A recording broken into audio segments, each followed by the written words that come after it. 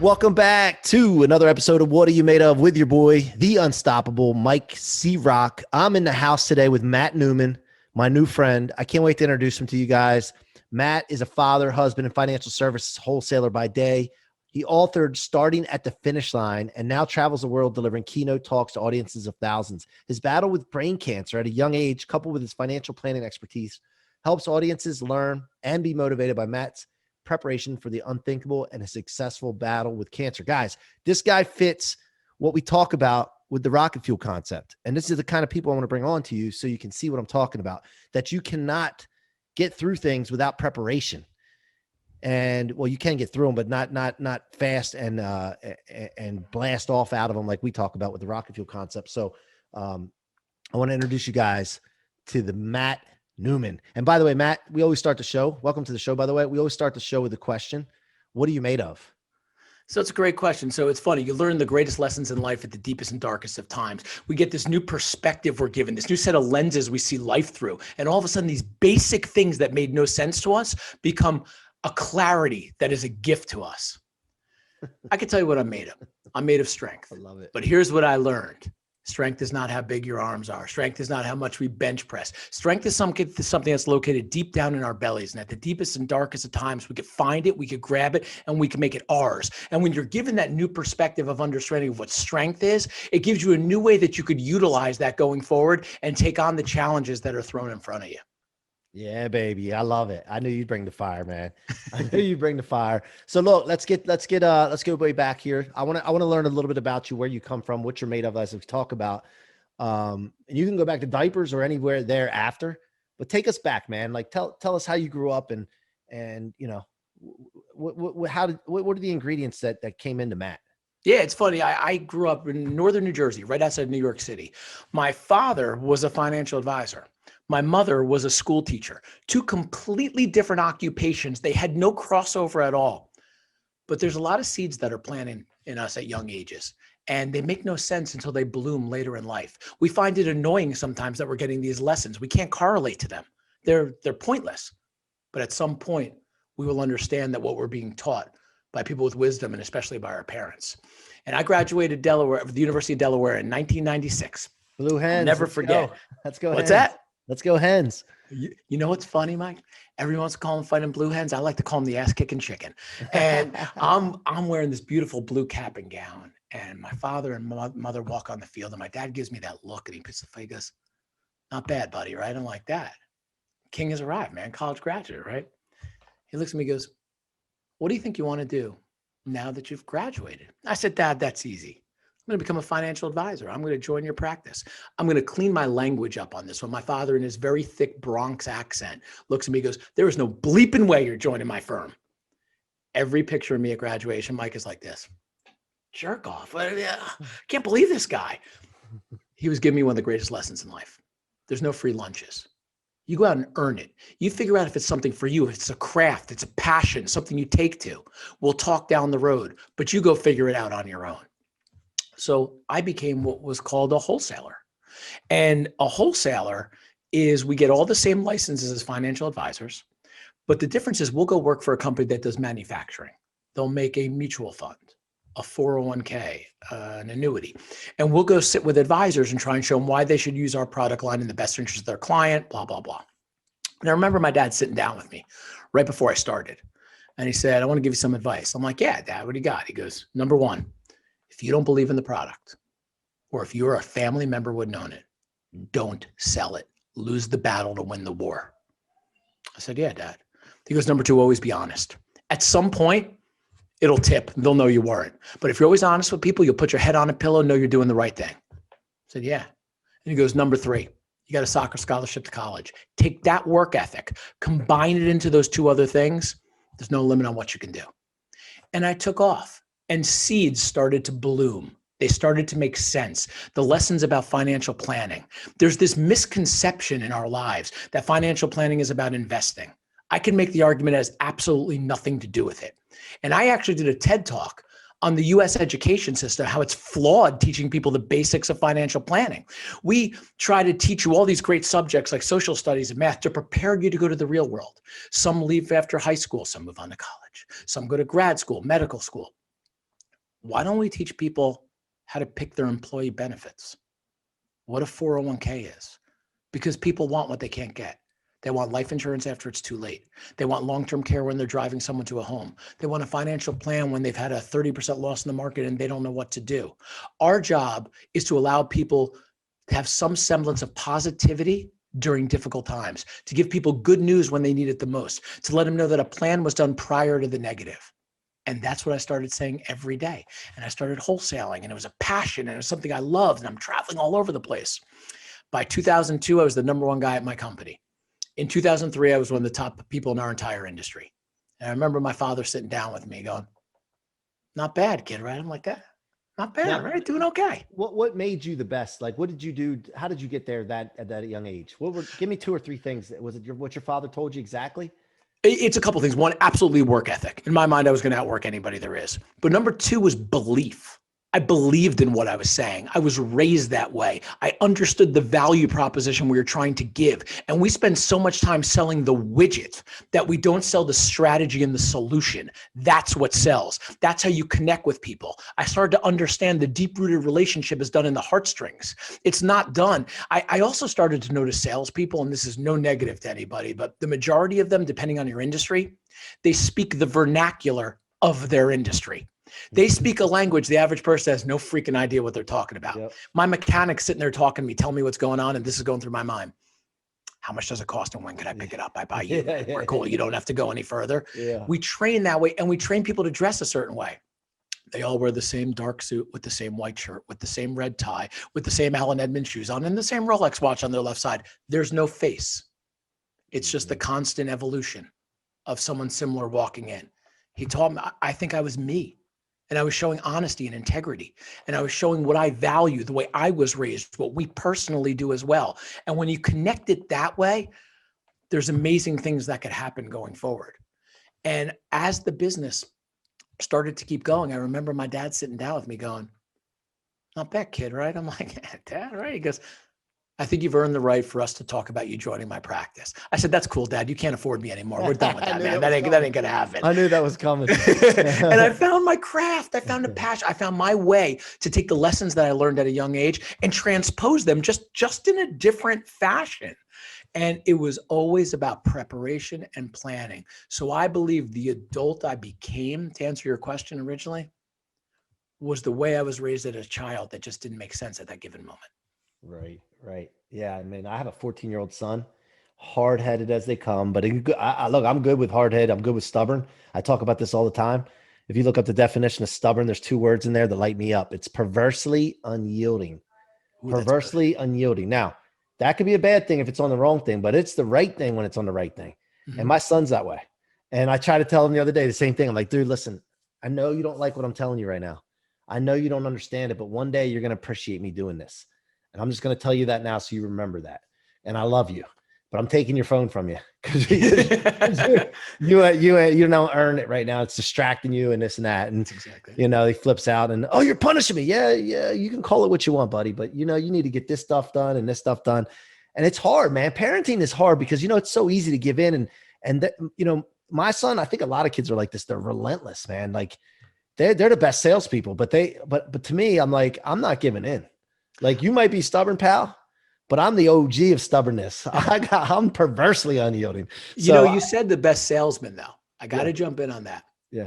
That's because they know how to connect with you deeply. And that's the mistake most people make.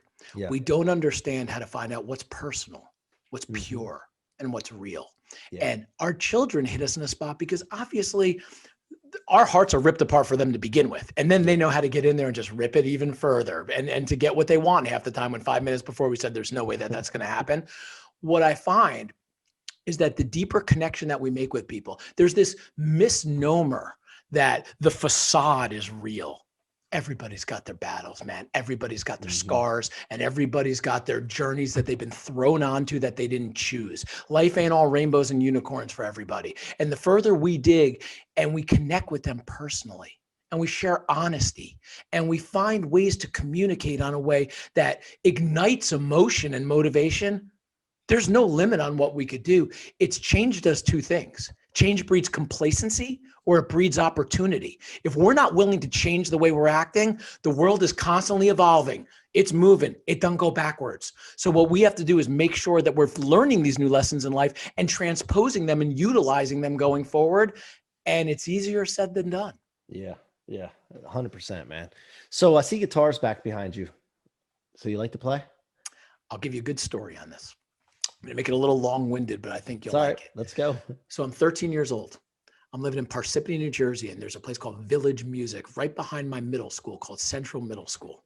And all I want to do is be a rock star. Pretty good athlete, but all I want to do is play. So my mom and dad get me guitar lessons.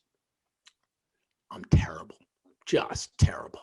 So I play for a little while, and then sports start going this way for me. See you later, guitar.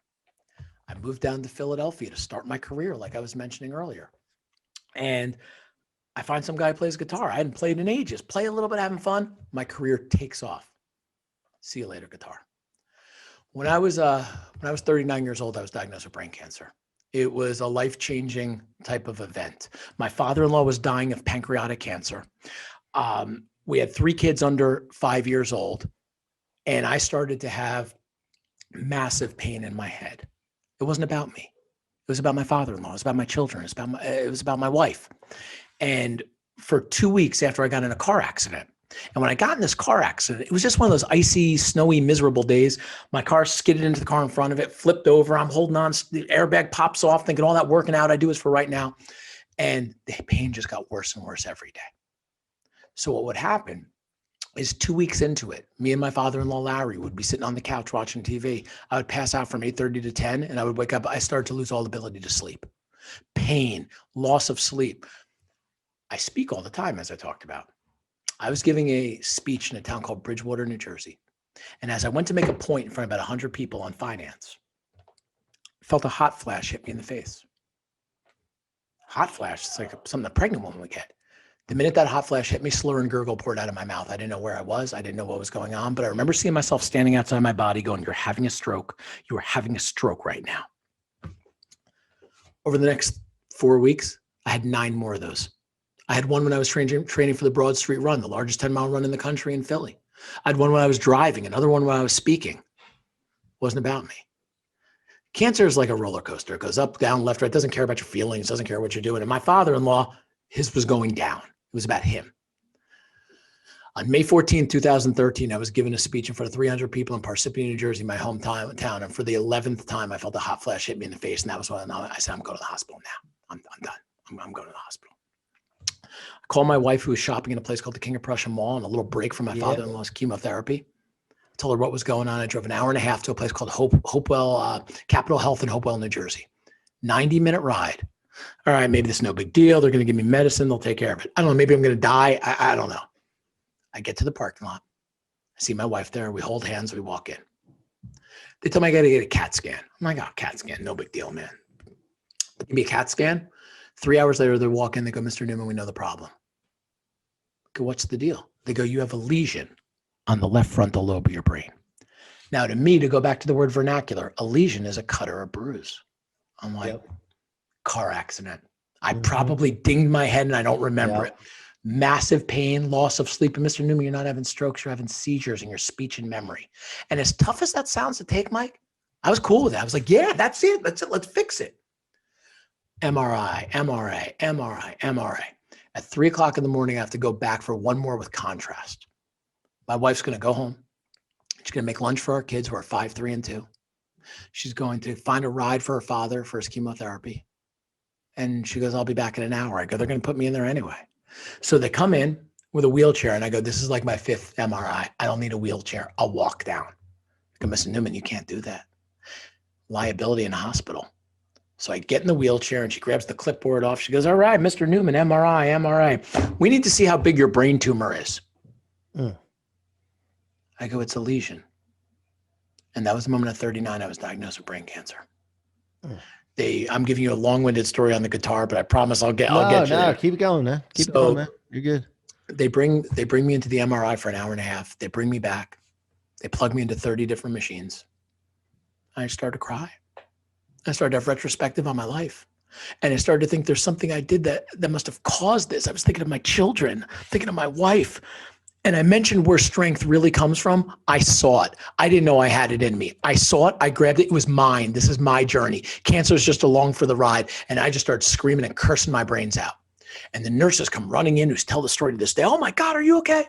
I'm fine. If that's my pity party, I'm going down. I'm going down swinging. That's it. And the surgeon comes walking in with my wife. My wife's wiping her eyes. Husband's got pancreatic cancer, he's going to die. Your brain cancer, your dad's got pancreatic cancer, he's going to die. He goes, let me tell you what we're going to do. I go, let me tell you what you're going to do. You're going to get this crap out of my head and I'll take care of the rest. He goes, you're going to get a full craniotomy on Friday. The whole thing is going to be cut, pulled back, the jaw out. We won't know the severity of it for 10 days. So what's interesting is my wife looks at me and goes, our parents are on the way down. We all know this. You hear your son has brain cancer, he's going to die. It's the way it is. Yeah. So I said, give me the iPad, hon. She goes, yeah. First thing I pulled up on the iPad was my will. Then I pulled up my power of attorney. Then I pulled up life insurance, basic things. And it was at that moment I realized that every speech I ever gave was actually about me. Mm-hmm. I just didn't know it at that point. My parents walk in. Larry walks in, my father-in-law. It's not my father-in-law, it's my cancer partner. He was there to show me how to fight with dignity, to be a warrior. But here's where it gets interesting. I tell my dad to sit on the bed with me. I see the fear in his eyes. I see the anger. I see how scared he is. I say, Dad, sit down. I go through the whole thing. I take the iPad. I throw it down. I go, there's only one thing on my mind, Dad. He goes, what? I go, beating the crap out of this thing. I ain't going anywhere on my kids. And for the first time in my life, I saw my dad cry. And my dad goes, you're going to beat this. I go, I know I'm going to beat this. And he goes, these are the stories you're going to share. You're going to do it. I go, I know I'm going to do it. So that Friday, I get a full craniotomy. I'm a train wreck. I go home on Sunday. And when I go home. Whoa. They did a brain surgery on Friday and that fast you went home? I believe health and wealth are deeply correlated together. Damn. I believe being in shape, fitness, absolutely help. Oh yeah. And I wanted to be home.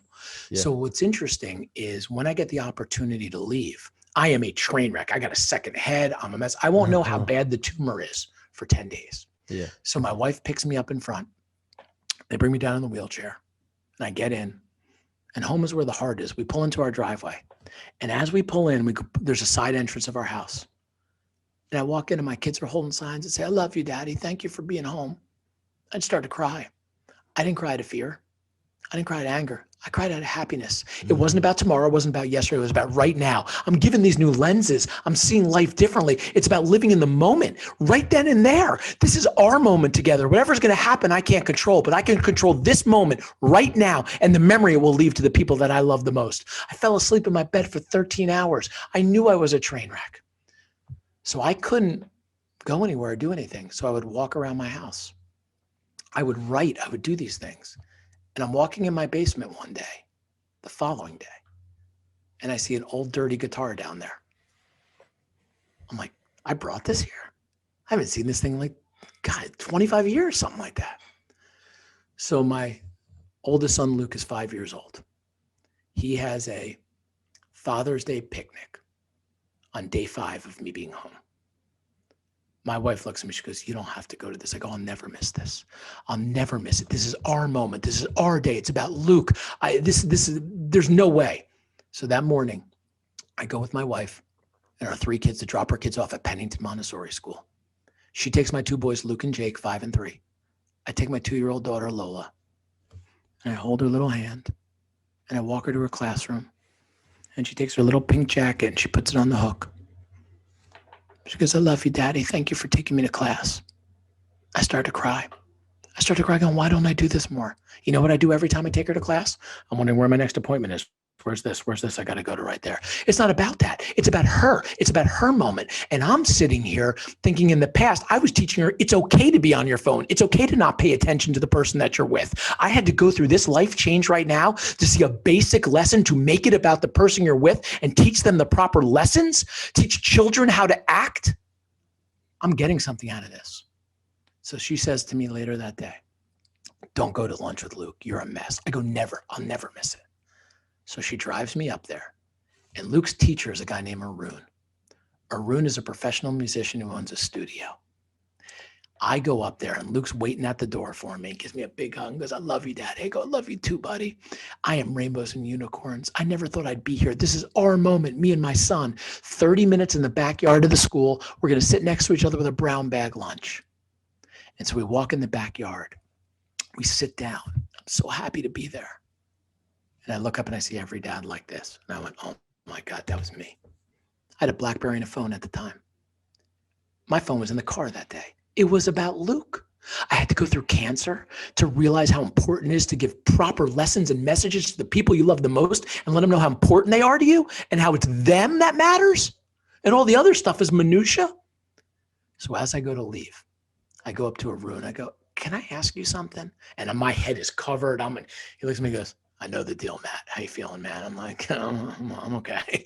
I go, I found a guitar from 25 years. I know nothing about fixing it. Right? Would you do that for me? And he looks at me and goes, hell yeah, man. Absolutely. You have Luke bring it in. I'll bring it to the studio. I'll have everybody tune it up for you perfectly. I'm like, all right, thanks. So we send the guitar in. And like a week later, he actually drives to my house and drops it off. It's like, I wanted to give this to you, man. I'm like, thanks. I'm terrible, right? So I'm sitting there playing in my office. And my wife's like, oh, God, close the door, please. I never even had the internet before when I played guitar. That didn't even exist. Yeah. So what starts to happen is my wife reads a study on catharsis and how alleviating of stress and negativity music can be. So she just would close the door and I start playing more and playing more. And next thing you know, she's buying me a Stratocaster and I'm playing more. And I found it was an amazing outlet that I was able to connect with, that gave me something to continue to instill the fight, the vigor, and the optimism inside of me. Because the reality is, for all the optimism many of us who've been through difficult times take on, we're pushing a lot of bad stuff deep down into our stomachs. Mm-hmm. If you don't find an outlet for it, you will combust. And there was a reason that guitar was in my basement that I hadn't seen in 25 years. And it's sitting right there. And I play it every day for a little bit, because it's something that I'm able to connect with and alleviate a lot of the negativity that comes along with life-altering diseases. Love it, love it, love it. I'm glad I asked about that. It was a long-winded story. I didn't mean to do it, but I wanted to share the perspective, man, as well, too, because you start to see life differently. Yeah, no, I love it, man. And, it is a battle. It really is. I mean, when you have purpose of, like, for both of us, we have a purpose, to impact people. But what are we doing? How are we impacting the people around us, man? Let's do that first. Yeah, and that's something that we should know. And I started to take on other things as well, too, and I'll share it with you.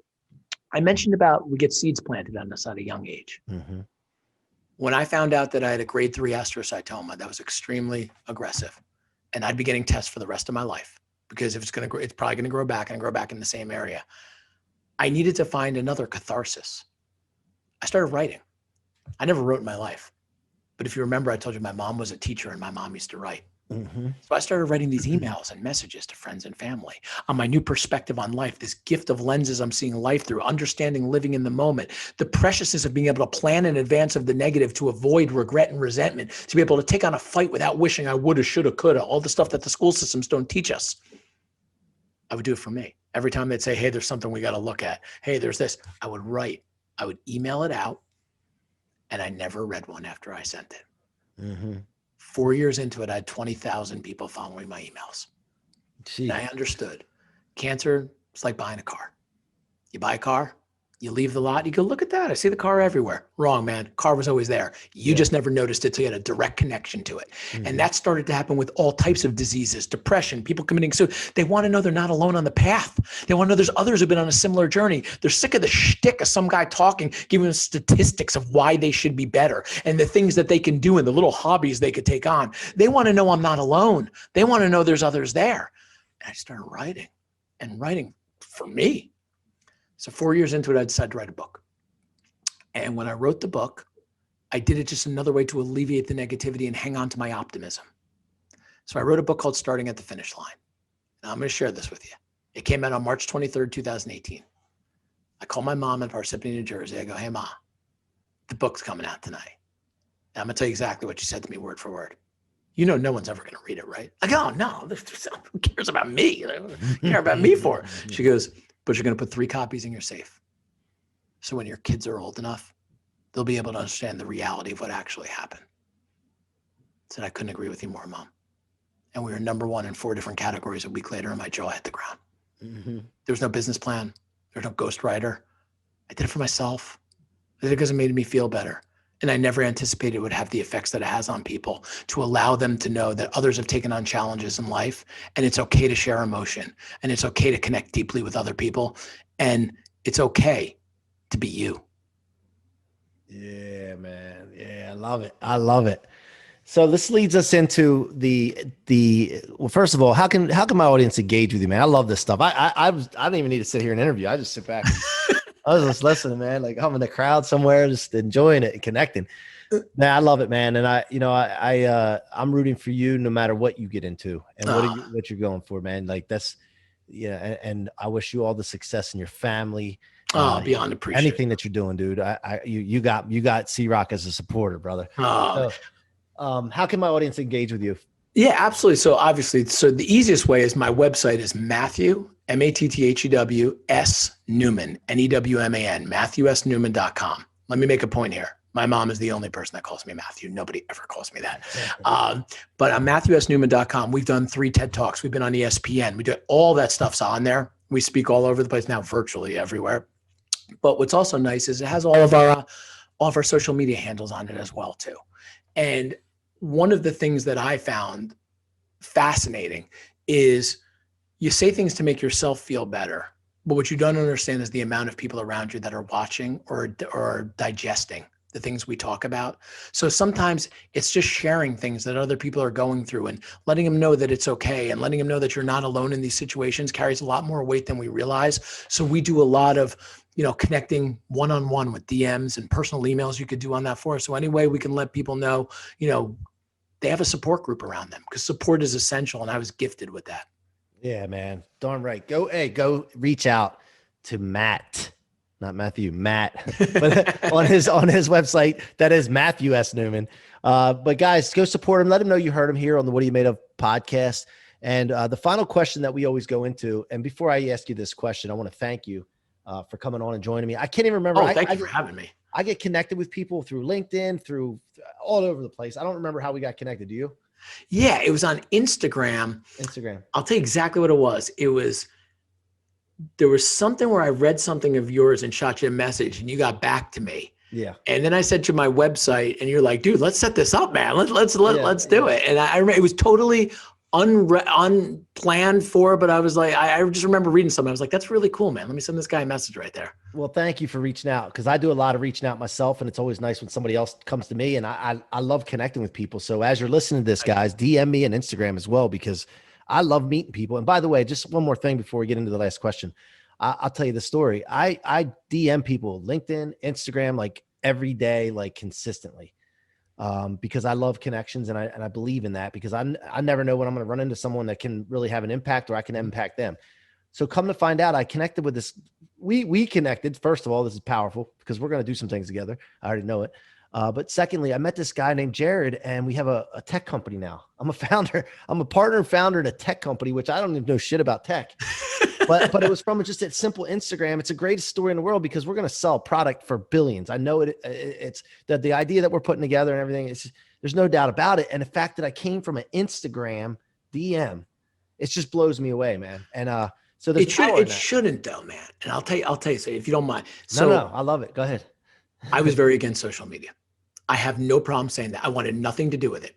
When I started this whole process, I wasn't on social media. To me, it was, I got my life, we've got our business, I've got my appreciation of understanding of things, I got my children, I don't need any parts of this. And I'd have buddies all the time, oh, you got to get on this, man. I'm like, nah, man, I don't need to show you pictures of my kids on Facebook. I'm cool with all that stuff. So when the book first came out, I started to get people reaching out to me. What's your handle? What's this? I didn't even know what a handle was. I have no problem telling you that. So it started to get to a point when I started speaking at these huge I'm like, people would ask me all the time, how do we get in touch with you? And I was like, here's my email address. I'm not really sure what you're talking about. So this woman was helping me. We had to hire a marketing company because we were just overloaded with, we had no anticipation of this ever happening. And she goes, so give me all your stuff for social media so I could start to put that on the website and all this. And I'm like, yeah, I don't have that. She goes, what? I go, I don't do any of that. She goes, you know, it's ways to connect with people for free and build deeper relationships with others. I was like, oh, can you sign me up for that right now? And she picked all my stuff out. And here's what's amazing. I understand there's an underbelly of negativity that comes along with social media. If you choose to go on that, that's your choice. You made that. Yep. Connecting with people I haven't seen in 25, 30 years, seeing their children, the people you grew up at, the area you're from, they know you better than anybody. I don't care how long it's been since they've seen you.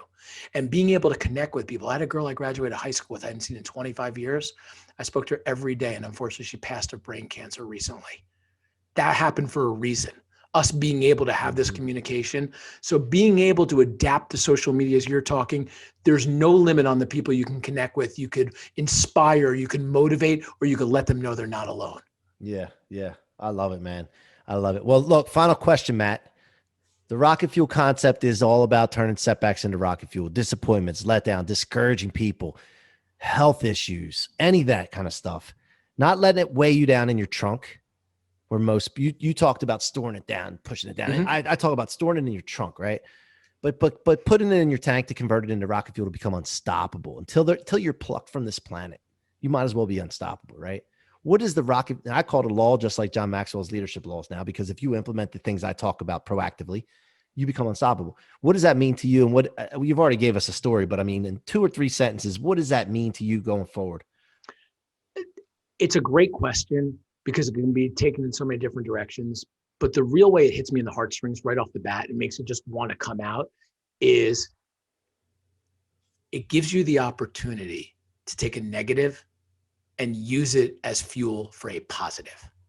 And if you're able to make that adjustment, that alteration, there's no limits on the ceiling of how high things can go. Yeah, baby. Outer space. That's right. I love it. I love it, man. Hey, you're my new friend, Matt. I appreciate you so much for coming on here. And we don't live too far. So once this all clears up, dude, we're going to get together. I'm sure we'll be on stage at some point. And if there's anything I could ever do for you, man, like you just call me. I'm a call away. I'll show up. Whatever you need, man. Same thing, man. I appreciate that out to you, man. Things happen for a reason, Mike. It was an absolute honor. Thank you so much for having me. Thank you. Thank you. You guys have been listening to the What Are You Made Of podcast with your boy, Mike C-Roc, the Unstoppable. Guys, until next time, I want you guys, first of all, to go subscribe on your favorite podcast platform, YouTube, Mike C-Roc, Ciorrocco, Rocket Fuel Book, MikeCroc.com/book, and continue to be unstoppable.